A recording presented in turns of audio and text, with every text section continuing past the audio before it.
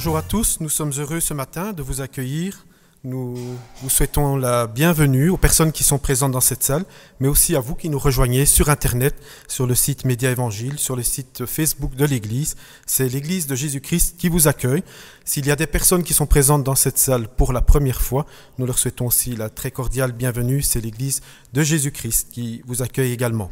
Ce matin, nous sommes dans la joie de célébrer le culte à notre Seigneur Jésus-Christ. Le psalmiste dit « Mieux vaut un jour dans tes parvis, dans ton temple, que 1000 ailleurs ». Et nous sommes dans la joie.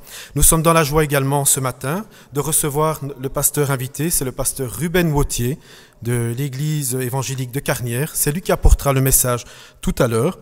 Nous sommes dans la joie également. Nous avons eu une assemblée générale dimanche passé, une assemblée générale des membres. Cela s'est très bien déroulé dans le calme, dans la sagesse. Nous remercions le Seigneur. Nous donnerons un petit compte-rendu en fin de culte. Nous sommes dans la joie également. Vous entendrez souvent ce mot ce matin. Nous avons une cérémonie de baptême qui est organisée cet après-midi. Alors, cela nous réjouit en tant que responsables de l'Église de savoir que des jeunes, cet après-midi, vont passer par les eaux du baptême. Le rendez-vous est fixé à 15h. N'hésitons pas à être présents pour les entourer. Voilà, nous sommes dans la joie encore également et nous allons chanter le premier chant. Nous allons nous mettre debout pour chanter « Nous voulons voir Jésus élevé » comme un étendard dans ce pays pour montrer à tous la vérité et le chemin vers le ciel. N'hésitons pas à chanter avec conviction, car nous sommes dans la joie, et chanter c'est aussi une façon d'honorer, de louer notre Seigneur, et à un certain moment, nous pouvons aussi battre des mains pour ce chant.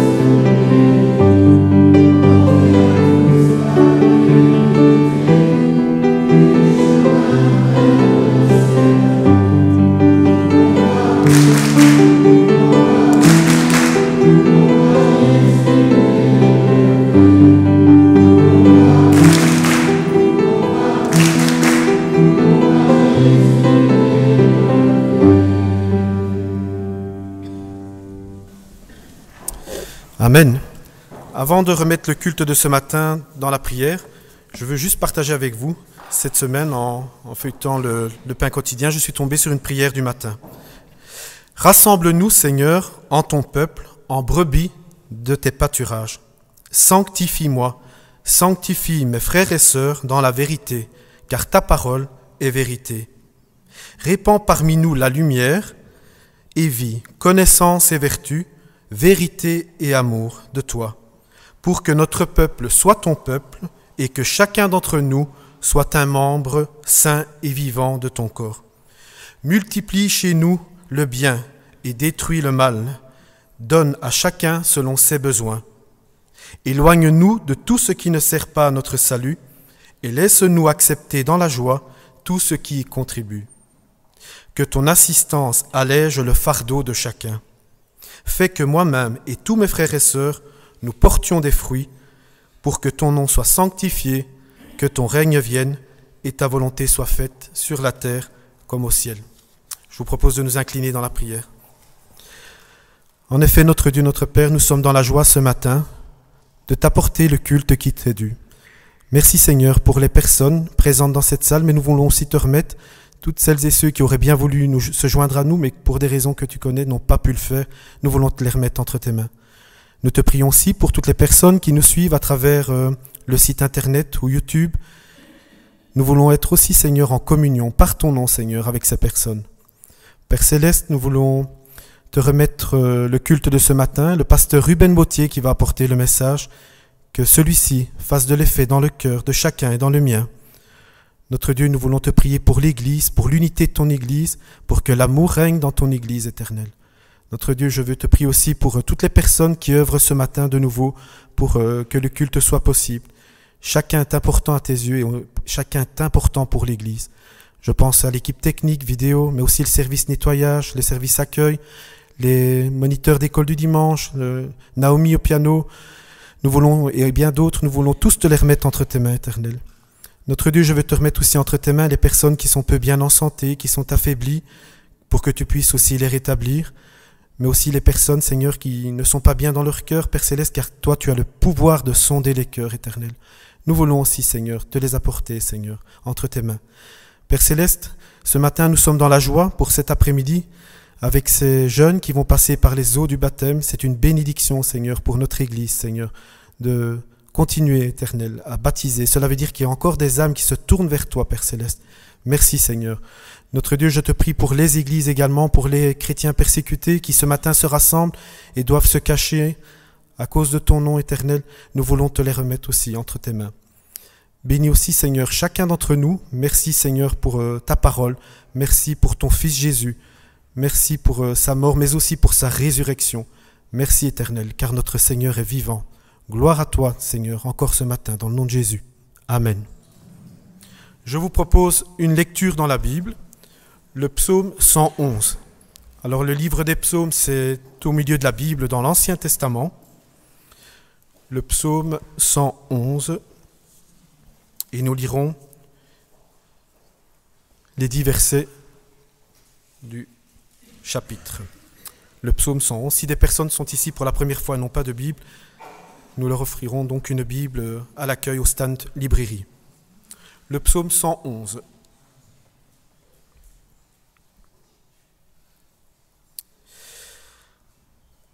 Louez l'Éternel.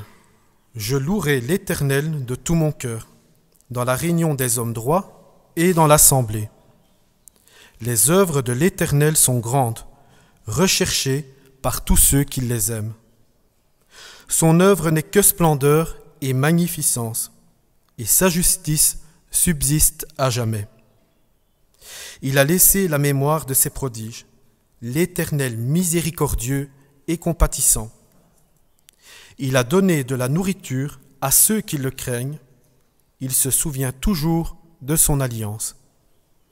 Il a manifesté à son peuple la puissance de ses œuvres, en lui livrant l'héritage des nations. Les œuvres de ses mains sont fidélité et justice.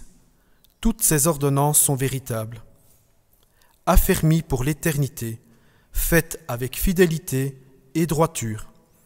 Il a envoyé la délivrance à son peuple. Il a établi pour toujours son alliance. Son nom est saint et redoutable. La crainte de l'Éternel est le commencement de la sagesse. Tous ceux qui l'observent ont une raison saine. Sa gloire subsiste à jamais. Amen. Nous allons de nouveau chanter « Je n'ai que toi, je n'ai que toi dans le ciel, je ne désire rien d'autre que toi sur la terre. Même si je tombe, Dieu est le soutien de mon cœur. » Je vous propose que l'on se mette debout pour chanter. Et vous tous aussi qui êtes sur Internet, les paroles s'affichent à l'écran.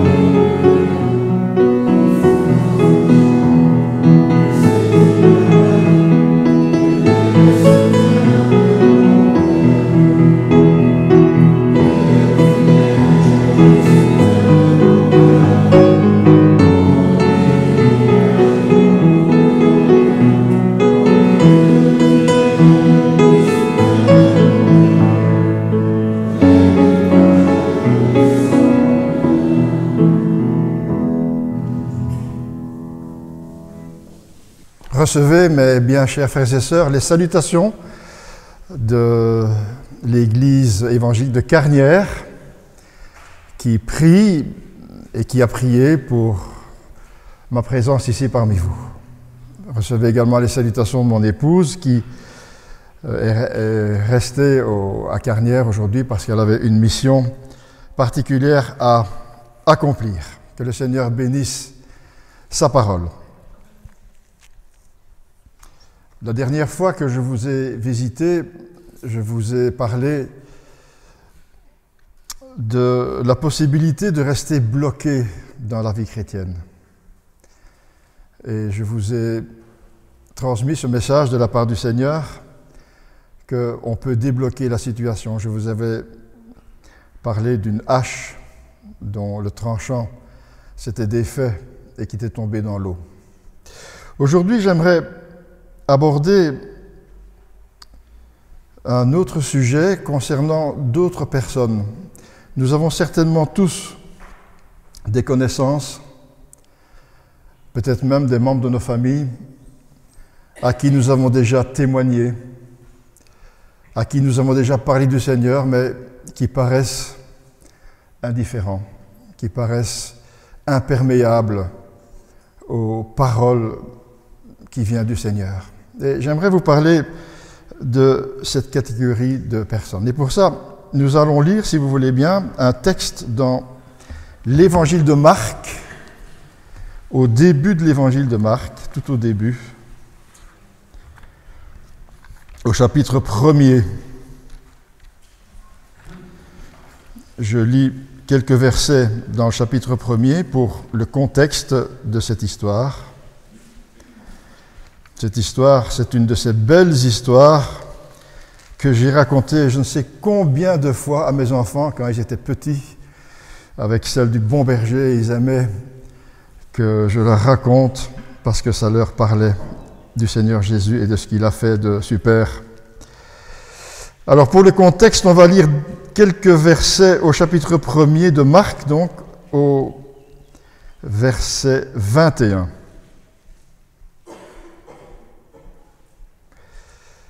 Ils, les disciples donc, et le Seigneur, se rendirent à Capernaum, et le jour du sabbat, Jésus entra d'abord dans la synagogue et il enseigna.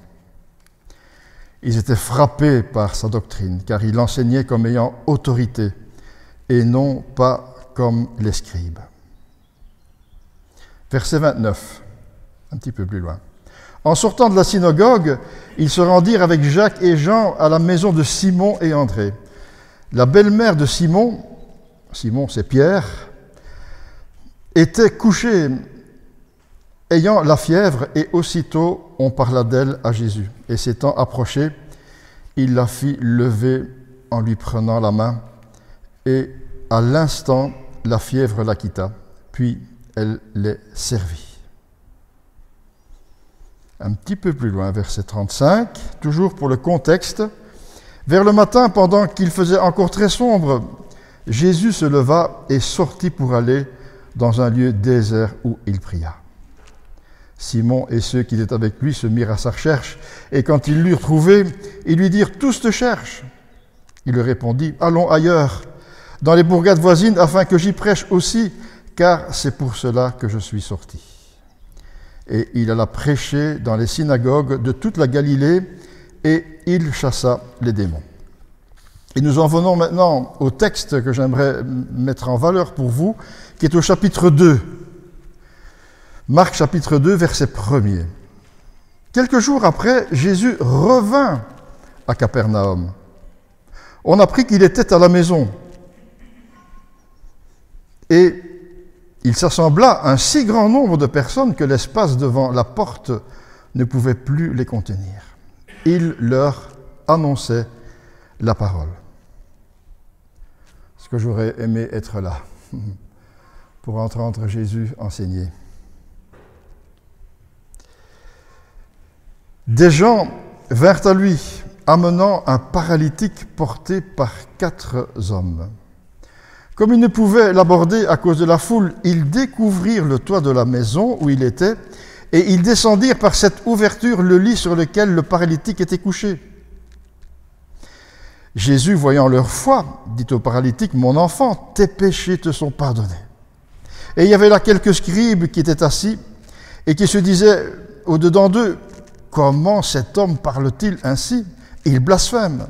Qui peut pardonner les péchés si ce n'est Dieu lui-même, Dieu seul? » Jésus, ayant aussitôt connu par son esprit ce qu'ils pensaient au-dedans d'eux, leur dit, « Pourquoi avez-vous de telles pensées dans vos cœurs? Lequel est le plus aisé de dire au paralytique, tes péchés sont pardonnés, ou de dire, lève-toi, prends ton lit et marche? Or, afin que vous sachiez que le Fils de l'homme a sur la terre le pouvoir de pardonner les péchés, je te l'ordonne, dit-il au paralytique, lève-toi, prends ton lit et va dans la maison. Et à l'instant, il se leva, prit son lit et sortit en présence de tout le monde, de sorte qu'ils étaient tous dans l'étonnement et glorifiaient Dieu, disant, nous n'avons jamais rien vu de pareil. Verset 13, Jésus sortit de nouveau du côté de la mer, toute la foule venait à lui et il enseignait. Que le Seigneur bénisse sa parole ce matin. Nous avons vu le cadre, Jésus est à Capernaum, il enseigne la parole. C'est une réunion dans une maison, probablement, ce n'est pas dit, mais probablement dans celle de Pierre qui venait de quitter il y a quelque temps, où il avait guéri sa belle-mère. Et dans cette maison, il y a foule, c'est normal. Elle a déjà assisté à plusieurs miracles et les gens sont très attirés par les miracles. Et voilà que des hommes arrivent avec un paralytique, impossible de rentrer.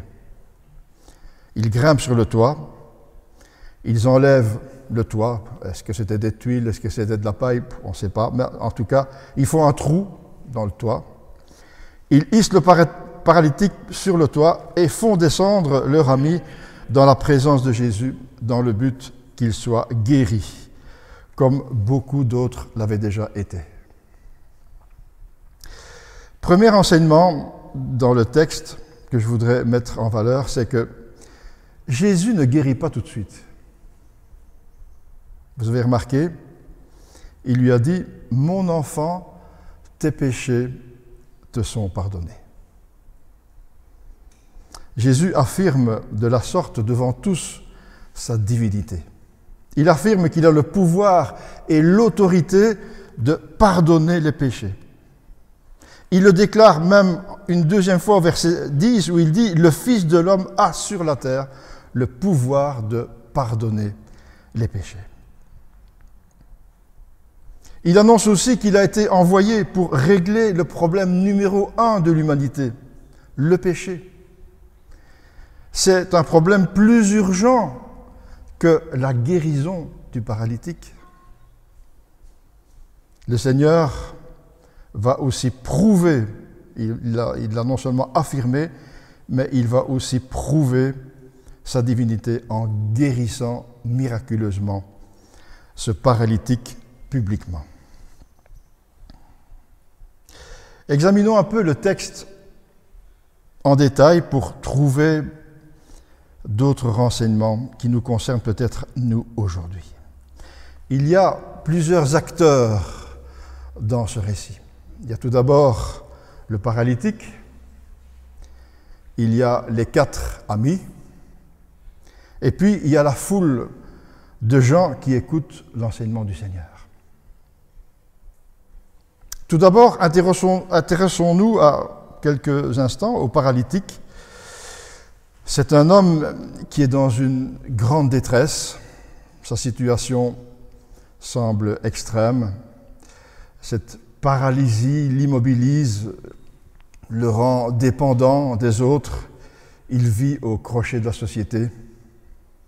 Cet homme a un immense besoin d'aller à la rencontre de Jésus, mais il en est incapable. En a-t-il le désir? Même s'il l'avait, il ne peut pas, ses jambes refusent de le porter. La situation de cet homme pose une question importante. N'y a-t-il pas aujourd'hui encore des hommes et des femmes qui se trouvent dans l'impossibilité de s'approcher de Jésus? Des gens qui vivent autour de nous et qui nous sont peut-être proches et qui ont un grand besoin de rencontrer ce Jésus afin qu'il pardonne leurs péchés et leur apporte la guérison intérieure ou même la guérison physique, pourquoi pas. Ce que nous avons quelquefois du mal à comprendre, c'est que on peut se heurter à un blocage. Et cette paralysie peut revêtir plusieurs aspects et peut se révéler d'être d'ordre affectif, mental peut-être, psychologique. Beaucoup de gens ont été bloqués dans leur vie et en sont encore anesthésiés. Ce sont souvent des blessures de la vie qui en sont encore, qui n'ont pas été soignées, des traumatismes subis dans le passé, dans l'enfance peut-être, ou lors de certaines pertes de la vie, dans leur vie, une mauvaise éducation, un climat social défavorable, une mauvaise hygiène de vivre, des liens spirituels relatifs à des pratiques dangereuses comme l'occultisme, la toxicomanie, la sexualité débridée, etc. Peut-être aussi des parents athées qui ont conditionné leur enfant dans leur jeune âge en leur inculquant que Dieu n'existe pas.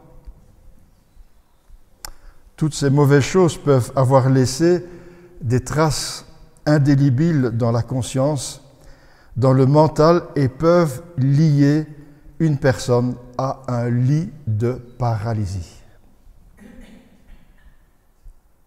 Il est vrai que dans certains cas, ils ont peut-être eu la volonté de s'en sortir, mais ils ont échoué à plusieurs reprises et ils sont comme paralysés. Nous, les chrétiens, nous pouvons être maladroits et culpabilisants et trop pressés quelquefois quand on rencontre une personne qui vit ce genre de paralysie mentale, affective ou spirituelle, et on leur dit « va à Jésus », mais ils ne le peuvent pas. Cela peut nous paraître simple à nous qui avons des jambes en bonne santé. D'où, première leçon, l'importance de l'accompagnement de ces personnes en souffrance. Toutes les conversions sont différentes et les âmes ne se ressemblent pas. Nous avons tous des témoignages autour de nous où des conversions se sont passées comme ça, en un éclair, et que tout a changé dans leur vie. D'autres personnes, la conversion a été plus difficile, plus lente, et a dû se procéder par étapes. Il y a des personnes, bien-aimées, que nous allons devoir porter à Jésus. C'est lui qui va pardonner leurs fautes et guérir leurs blessures handicapantes du passé.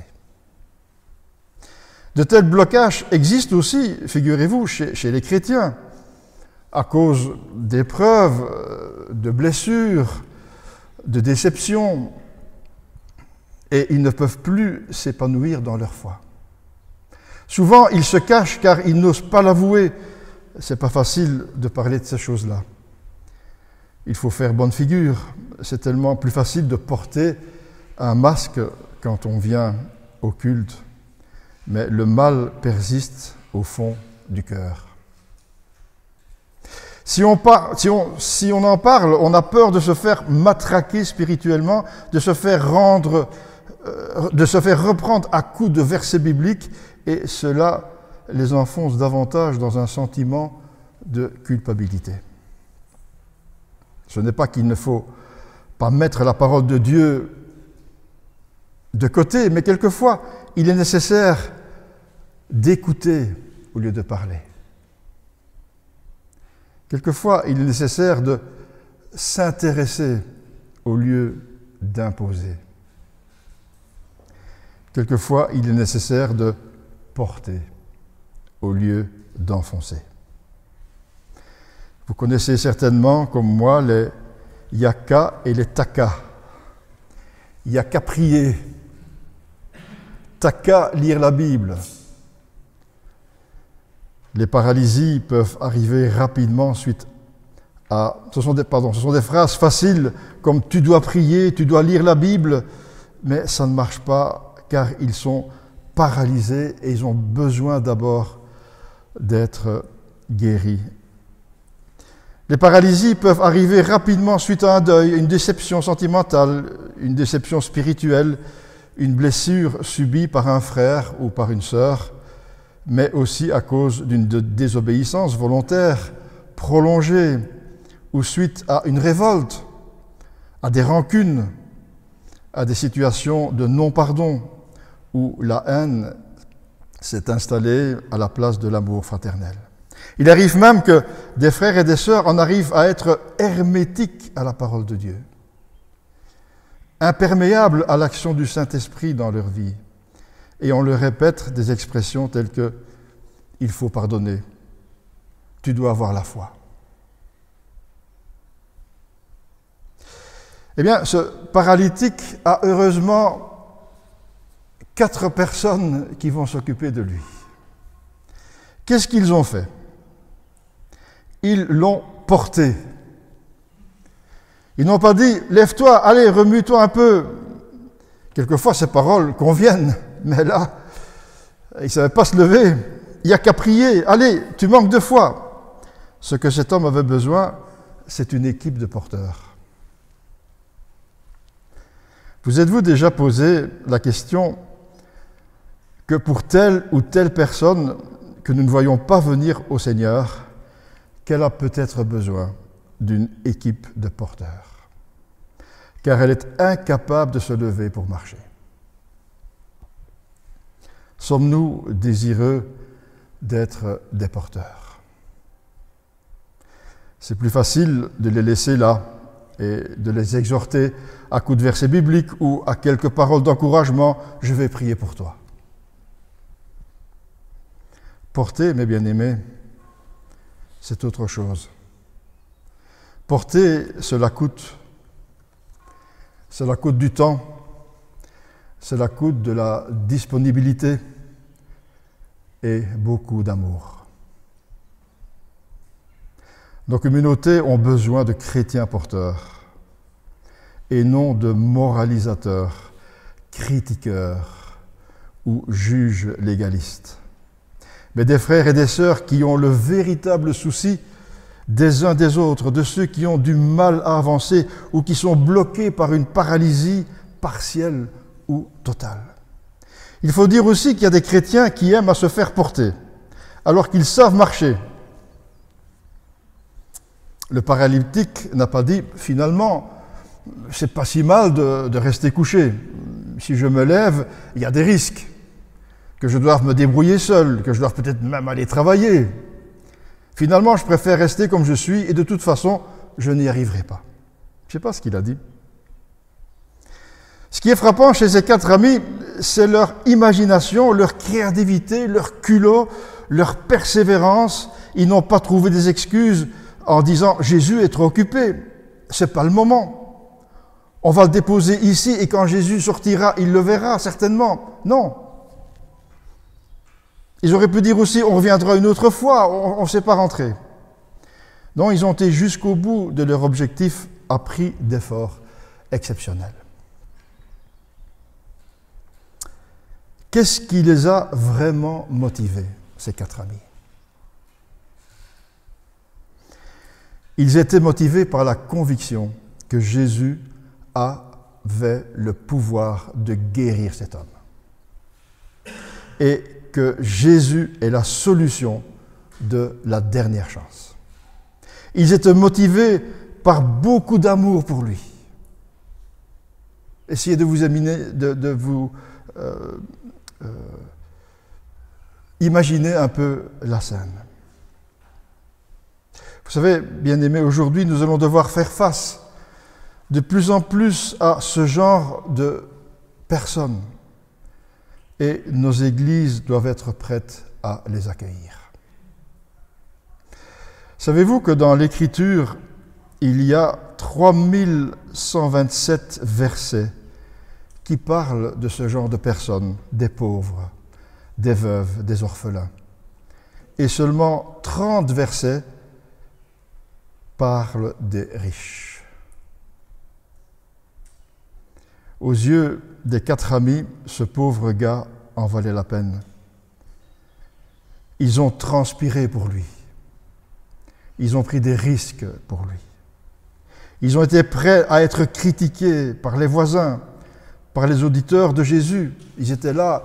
Tout à l'heure, je vous ai dit, j'aimerais être parmi cette foule qui entend Jésus enseigner. Mais quelque part, j'aurais peut-être dû dire, j'aurais préféré être un des 4. Voyez-vous, comment facilement on est tenté de glisser vers l'un, vers l'autre. Et cette foule aurait pu dire, le Seigneur enseigne, allons, venez plutôt écouter Jésus, pour une fois qu'il est là. Constatons aussi que ce n'est pas le travail d'un seul homme, c'est une action d'équipe. Il faut bien s'entendre et avoir une vision commune pour réussir un tel projet. Chacun a sa place avec les forces que le Seigneur donne. Tous les 4 ont le même degré d'amour et de sacrifice. Jésus lui-même les a remarqués. Au verset 5, il est dit « voyant leur foi ». C'est de ces 4 hommes qu'il a parlé, pas de la foule qui était en train de l'écouter. « Voyant leur foi ». Alors que le Seigneur Jésus était occupé à enseigner la parole, constatons aussi qu'il interrompt son enseignement pour s'occuper personnellement de ce pauvre homme paralysé et porté par ses 4 amis. Pourquoi, à votre avis, le Seigneur a-t-il arrêté son enseignement? Je vous laisse 5 secondes pour réfléchir. Est-ce que l'enseignement du Seigneur n'est pas important? Le Seigneur interrompt son enseignement parce qu'il y avait une âme à sauver. Il y avait une âme à sauver. Troisième personnage de cette histoire, c'est la foule qui écoutait. Constatons aussi la passivité de ceux qui étaient là à écouter pieusement et attentivement l'enseignement du Seigneur Jésus. Il pourrait peut-être symboliser l'Église d'aujourd'hui, peut-être la nôtre à Carnières. En tout cas, ce qu'on constate, c'est que tous ceux qui écoutaient, ils forment un écran. Ils empêchent les autres à accéder à la compassion du Seigneur. L'enseignement du Seigneur est indéniablement important, mes bien-aimés. Et dans une communauté, c'est très important. Mais il y a un danger quand il y a un déséquilibre et que l'on se réfugie que dans un seul aspect de l'Église locale. Il faut que nous prions pour que nos églises aient un équilibre dans l'enseignement, dans l'évangélisation, dans le désir de sauver des âmes perdues. L'écran peut aussi se situer au niveau de l'accueil, du cadre, de l'ambiance d'une église, de l'écran culturel, qu'il ne faut pas confondre spiritualité et culture. Quelquefois, dans nos églises, nous confondons ce qui est spirituel et culturel, dans les chants, dans la manière de louer. Et on dit que tout est, bien sûr, tout est spirituel, mais il y a différentes cultures. On ne loue pas le Seigneur en Afrique, comme on le loue chez nous. Culturellement, c'est différent, mais spirituellement, c'est la même chose. Mais quelquefois, on met l'accent sur ce qui est culturel aussi important que ce qui est spirituel.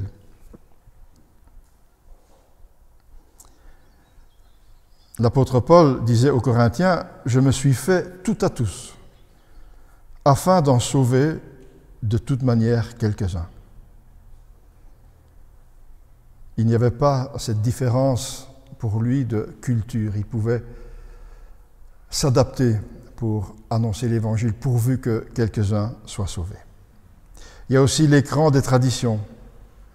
On ne se remet jamais en question, on a toujours fait comme ça, etc. J'en arrive à ma conclusion, bien-aimés. Comment peut-on porter quelqu'un? Tout d'abord, je crois qu'il faut reconnaître qu'il est paralysé et qu'il a besoin de moi pour le conduire à Jésus. C'est d'être prêt à transpirer pour lui. Peut-être devrais-je trouver un ou deux coéquipiers dans l'Église, parce que seul je n'y arriverai pas. Des coéquipiers pour partager le souci d'amener cette personne au Seigneur, de prier ensemble avec lui. Vous savez qu'il y a un verset que je crois que nous ne connaissons pas vraiment, parce que le verset suivant, on le connaît par cœur. Et ce verset dont je parle, qu'on connaît par cœur, c'est « Là où 2 ou 3 sont assemblés en mon nom, dit le Seigneur, je suis assemblé au milieu d'eux. » On connaît ce verset, mais connaissez-vous le verset avant? Le Seigneur disait dans Matthieu 18, 19, « Je vous le dis encore, écoutez bien, si 2 d'entre vous s'accordent sur la terre pour demander quoi que ce soit, cela leur sera accordé par mon Père céleste. » Ici, le Seigneur insiste sur au moins 2 personnes qui s'accordent. Ça veut dire qu'ils vont porter ensemble un sujet et l'amener au Seigneur. Porter ensemble peut-être une personne. Et après, le Seigneur dit, là où 2 ou 3, donc ça peut être 2 ou 3. Mais ce qui est important, c'est que ce petit groupe qui nous est présenté ici comme ceux qui portaient ce paralytique, se sont réunis ensemble, se sont accordés ensemble pour pouvoir s'occuper de quelqu'un. Prier ensemble pour lui, travailler ensemble en formant une petite équipe d'intercession pour une personne spirituellement paralysée. Avec cette équipe, avoir suffisamment de motivation pour s'entendre dire de la part du Seigneur, « Je vois votre foi ». Ensuite, c'est d'écouter la personne, s'intéresser à lui, se soucier de sa souffrance, de sa situation difficile, mais pas désespérer.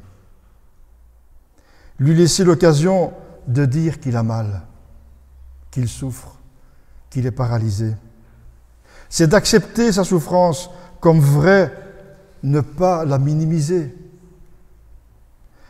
Ce n'est pas moraliser ni culpabiliser, c'est s'investir sérieusement dans la prière pour demander l'aide du Saint-Esprit pour cette personne et pour demander sagesse dont nous avons besoin pour la prendre en charge. Porter quelqu'un, c'est faire un bout de chemin avec cette personne pour la porter au Seigneur. Contrairement à ce que nous dicte l'ennemi. Ce n'est aussi pas nous qui guérissons, mes bien-aimés, mais c'est à nous de conduire cette personne au Seigneur. Porter, c'est surtout aimer. L'amour est patient, il est plein de bonté. L'amour, il n'est pas envieux, il ne cherche pas à se faire valoir, il ne s'enfle pas d'orgueil, il ne fait rien d'inconvenant, il ne cherche pas son propre intérêt, il ne s'aigrit pas contre les autres, il ne trame pas le mal. L'injustice l'attriste, la vérité le réjouit. En toute occasion, l'amour pardonne, il fait confiance, il espère, il persévère. C'est Paul qui dit ça dans 1 Corinthiens chapitre 4.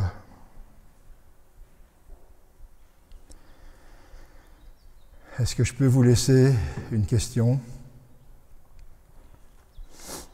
Suis-je un chrétien porteur ou un chrétien écran?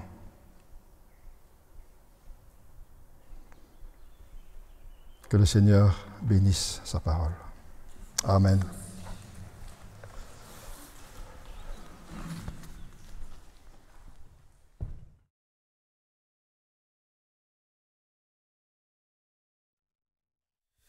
Voilà, je voudrais remercier notre frère Ruben Bautier pour ce message édifiant. Alors comme à chaque fois, je partage quelques réflexions avec vous, selon le message qui a été apporté ce matin. Oui, nous voulons être des chrétiens porteurs. Comment porter? Rencontrer les besoins de la personne, prendre contact. Tout ce que je dis ici, je me l'applique aussi à moi-même, vous savez, chers frères et sœurs. Reconnaître ses besoins, prendre contact, prendre des nouvelles des personnes malades. Ça fait toujours plaisir de prendre des contacts pour les personnes qui sont peu bien en santé, décourager les personnes âgées. Nous voulons aussi s'unir. Ensemble, nous sommes plus forts avec Jésus. Prier pour toutes ces personnes dont le but, c'est d'amener les personnes au Seigneur. Et alors je reprends aussi que porter, c'est avant tout s'aimer. Alors nous voulons être chacun de nous des porteurs pour nos enfants, pour nos ados, pour nos jeunes, pour les frères et sœurs de l'Église, pour nos personnes âgées, pour les responsables, pour le pasteur. Nous voulons vraiment que l'amour, à chaque fois je me répète, mais que l'amour règne dans notre Église. Je vous propose de nous incliner dans la prière. Oui, Père Céleste, nous voulons te dire merci pour ce message édifiant. Seigneur, nous voulons être chacun de nous des porteurs éternels, selon ta volonté. Merci Seigneur de faire de chacun de nous, Seigneur, des personnes qui vont porter, aimer, prier, s'unir, Éternel. Car toi tu connais les besoins de chacun, Seigneur. Tu nous demandes aussi, Seigneur, d'être de tes disciples, Seigneur.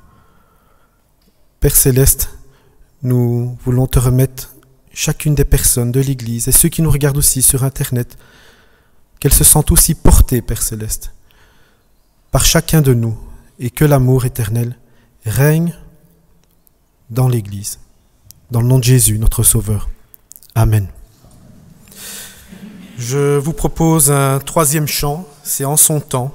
C'est un chant que j'aime particulièrement, car parfois nous voulons un Dieu solution tout de suite, mais Dieu fait toutes bonnes choses en son temps.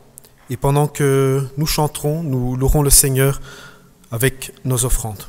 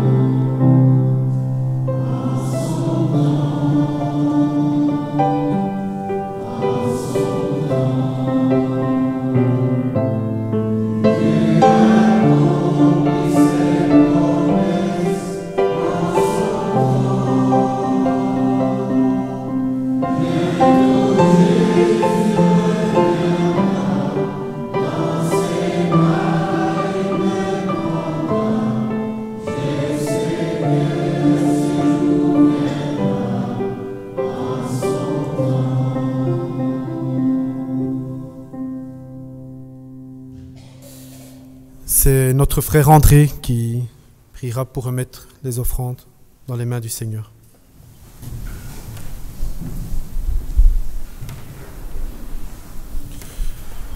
Seigneur notre Dieu, ce matin, nous voulons te louer et te bénir avec nos offrandes. Nous voulons te remercier pour tes bontés à notre égard, parce que nous ne manquons de rien, Seigneur. Nous voulons te demander que ces offrandes puissent être notre témoignage vis-à-vis de notre prochain, de ton amour pour lui, qu'elles puissent servir à annoncer ta parole dans notre région, dans notre pays, au travers le monde, qu'elles puissent, au travers de l'œuvre missionnaire, soulager la misère dans les pays pauvres.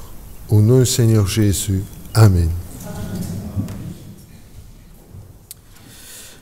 Avant de partager le repas de la Seine, j'aimerais vous lire dans la Bible, dans 1 Corinthiens, au chapitre 11, à partir du verset 23, ce que dit les Écritures par rapport à ce repas. « Car j'ai reçu du Seigneur ce que je vous ai enseigné. » C'est l'apôtre Paul qui parle. « C'est que le Seigneur Jésus, dans la nuit où il fut livré, prit du pain. Et après avoir rendu grâce, le rompit et dit, « Ceci est mon corps, qui est rompu pour vous. Faites ceci en mémoire de moi. » De même, après avoir soupé, il prit la coupe et dit, « Cette coupe est la nouvelle alliance en mon sang. Faites ceci en mémoire de moi toutes les fois que vous en boirez. Car toutes les fois que vous mangez ce pain et que vous buvez de cette coupe, vous annoncez la mort du Seigneur jusqu'à ce qu'il vienne. C'est pourquoi celui qui mangera le pain ou boira la coupe du Seigneur indignement sera coupable envers le corps et le sang du Seigneur. Que chacun donc s'éprouve soi-même, et qu'ainsi il mange du pain et boive de la coupe, car celui qui boit et sans discerner le corps du Seigneur mange et boit un jugement contre lui-même. » Avant de partager le repas de la Seine, je vous propose un moment de prière solennelle, chacun dans son cœur, car Dieu a le pouvoir de sonder les cœurs.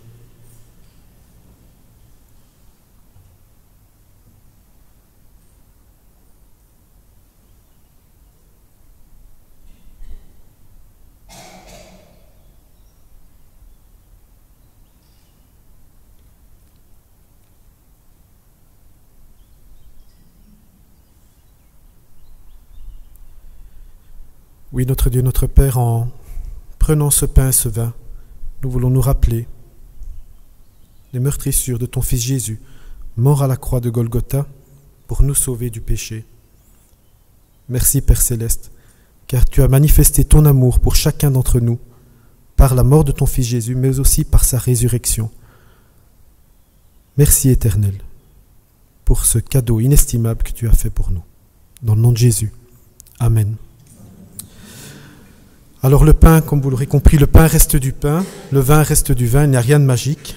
Cela veut nous rappeler donc le sacrifice de Jésus.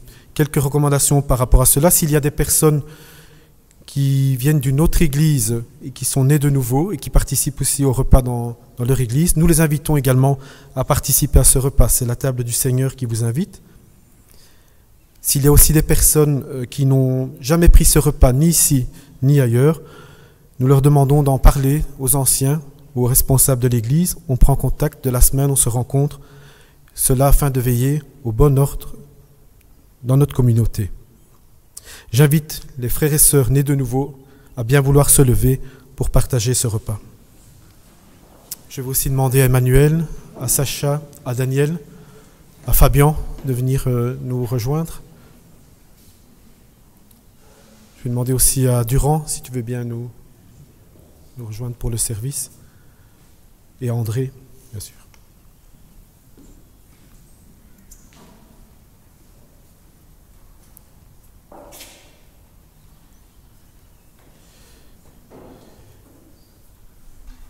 Je vais demander à Sacha de prier pour le pain que nous mangerons et à Emmanuel de prier pour le vin que nous boirons. Merci Seigneur encore pour ton amour. Et nous voulons obéir à ta parole, car tu nous demandes de prendre ce pain pour en souvenir de ce que tu nous as demandé, de le prendre jusqu'avant que tu ne reviennes. Merci pour ce pain qui rappelle le sacrifice de ton corps sur la croix, meurtri. Car pardonnant ton Fils sur la croix, tu nous pardonnes de nos péchés. Merci pour cet amour. Amen.